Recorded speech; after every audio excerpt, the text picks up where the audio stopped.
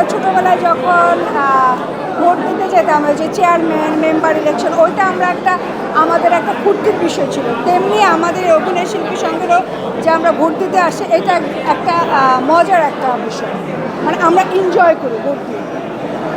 তার সাথে যদি একটু জানতে চাই, ভাইয়াকে নিয়ে আসলেন, মানে হচ্ছে ভাইয়াকে আমি সাথে নিয়ে আসিনি, ভাইয়ার মতো। আচ্ছা, আপনি কাজের বিষয়ে একটু জানতে চাই, কাজের ব্যস্ততার বিষয় এবং ধারাবাহিক নাটক কি করছেন? কাজের বিষয় একটাই ধারাবাহিক যাচ্ছে, আর টুকটাক 1 ঘন্টার কাজ করছি, বিটিভির কাজ করেছি এর মধ্যে। সবাই তো প্রতিশ্রুতি দেয় যে সংগঠনের জন্য কাজের, আপনি এরপরে কি প্রতিশ্রুতি পাবেন বা কতটুকু প্রত্যাশা রাখছেন তাদের? প্রত্যাশা রাখি। এখন বাকিটা যারা জিতবে তারা কতটুকু কাজ করবে সেটা ডিপেন্ড করবে কাজের উপর। এই মুহূর্তে তো আসলে বলতে পারছি না যে তারা তাদের কথা রাখবে কি। আগের চাইতে বেটার কি পাবেন বা কতটুকু আশা রাখতে পারছেন?